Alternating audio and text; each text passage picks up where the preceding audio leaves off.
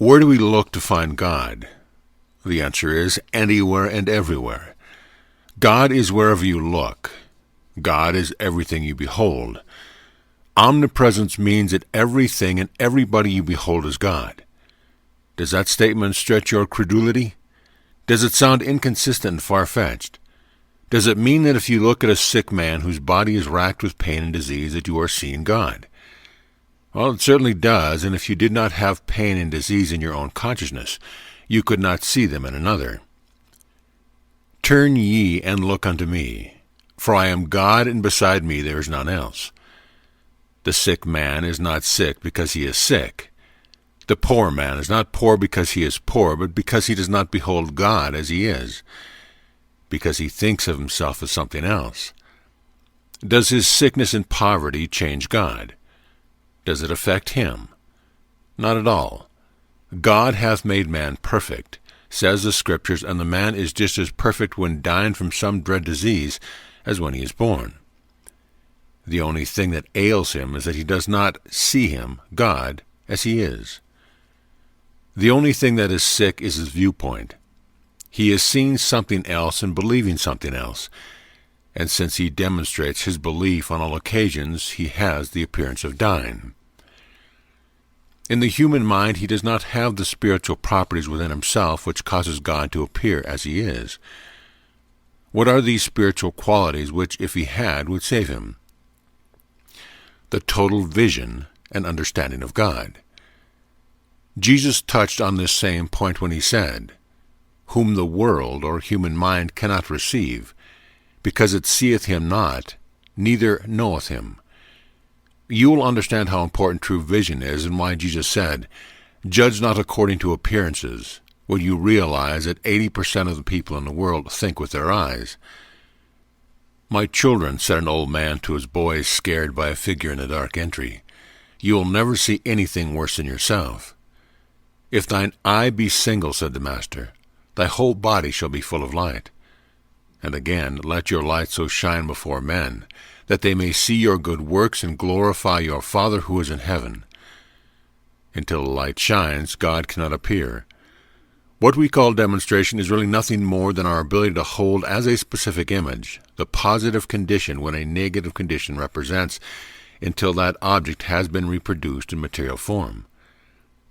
"Let your light shine" means to keep your vision one-pointed and total toward God. Your mind is the window through which you must see God. It must be kept clean and bright. "Look again," says the prophet, "and keep looking until you see what is actually there." Can you see God in the devil that is making a hell of your life? Can you see him in the problem which is driving you to distraction? Can you see him in the blind eyes and the deaf ears, in the disease that is destroying your body? Do you see him as he is? Do you see the positive quality which every negative quality suggests, or are you judging according to the appearances of the human mind? Do you call the undesirable God, or do you call it something else?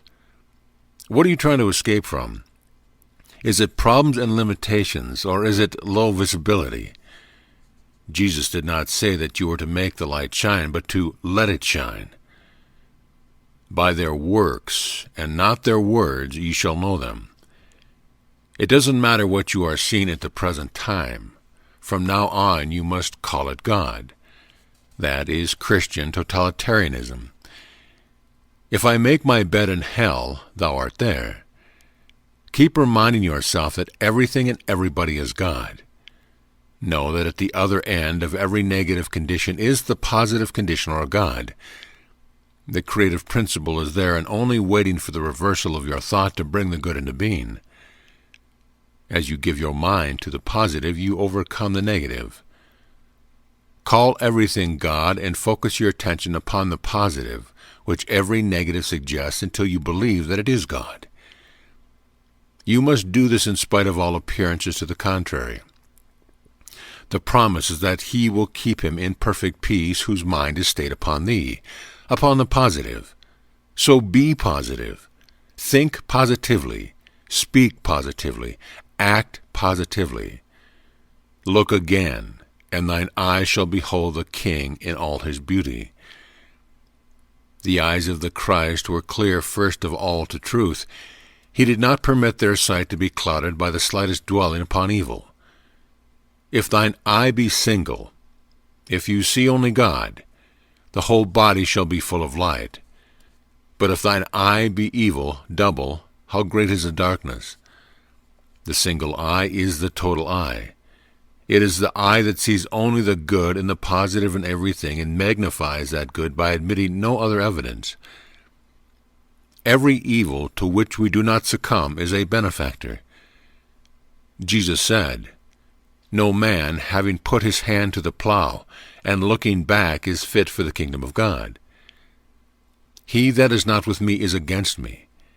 If contrary evidence is admitted when one is seeking to demonstrate, the vision is distorted and the result will be defective. The truth that makes us free is the ability to stay the mind upon God and to see Him in everything and everybody. Circumstances, on the other hand, cannot change until we first have a state of mind that will produce them. When the imagined object produces in us a consciousness of itself, then it will be expressed outwardly in form.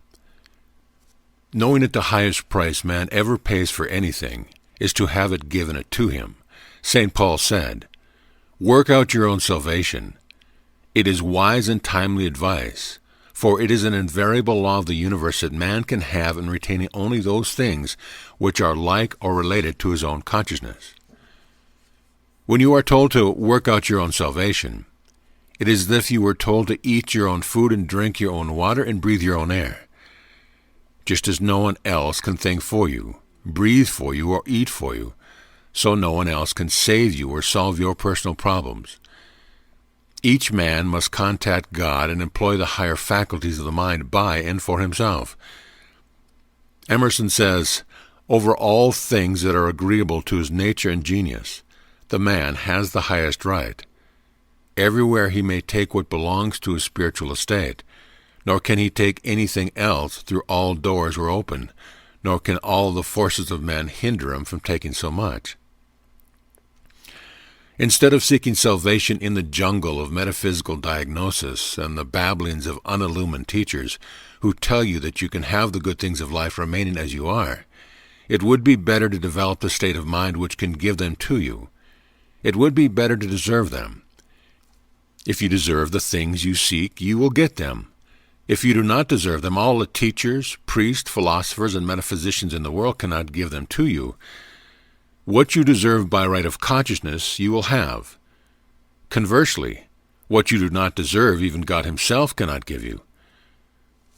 Christ is not a failure because you are content to know Him in the human mind. God is not a failure because you are sick, poor, unhappy, or distressed. Shakespeare is not a failure because the majority are content with cheap novels and salacious stories. Edison is not a failure because people still use tallow candles and kerosene lamps. The failure is in ourselves that we have failed to employ methods of thinking and living which will produce new ideas and new conditions, and the means by which all our personal problems can be solved. We have yet to prove that the kingdom of God is within us and that we can live it now. If the waters of the river are polluted, you cannot cleanse them by planting rose bushes on the river banks. You must go all the way back and clean the springs from which they flow. If your body is diseased, your hearing impaired, or your vision dull, you cannot heal them by the repetition of beautiful words or statements of truth. You must go beneath the surface to the soul and change its response. You must become totalitarian toward God. If you really want to change conditions, heal your body, and increase your income, then you must go clear back to the source of your difficulties, which is a state of mind or consciousness. As the Scriptures tell us, we must stop walking in the vanity of our own mind, having the understanding darkened, being alienated from the life of God through the ignorance that is in us because of the blindness of our heart. Since all outward experiences are but the products of inner mental experiences, we can only build desirable or satisfactory material conditions by first producing corresponding states of consciousness, or mental situations to be reproduced in the material. Be ye transformed by the renewing of your mind. There is no other way. Can you be cured? No.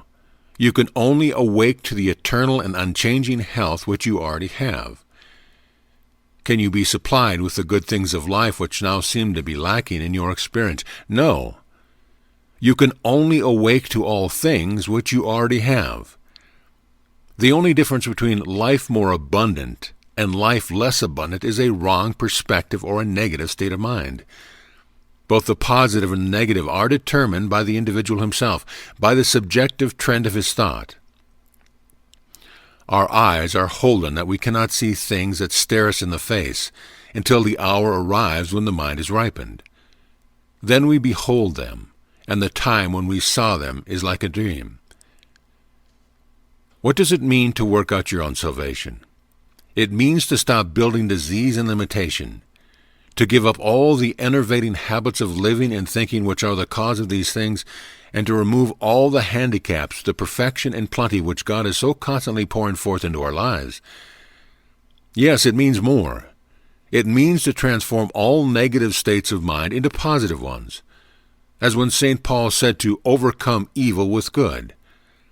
When this is done, and not before then, nature will return to normal and man will enter again into perfect balance with God, man, and the world. Until this is done, however, our affirmations and study of truth will do us little permanent good. Like medicine, they may give us a measure of temporary relief, but health and supply cannot stay with us until rational thinking and living habits have been substituted for the irrational ones which caused all our difficulties. We repeat, then, that when this is done and not before then, the good things of life, health, supply, peace, and happiness will reappear or return automatically.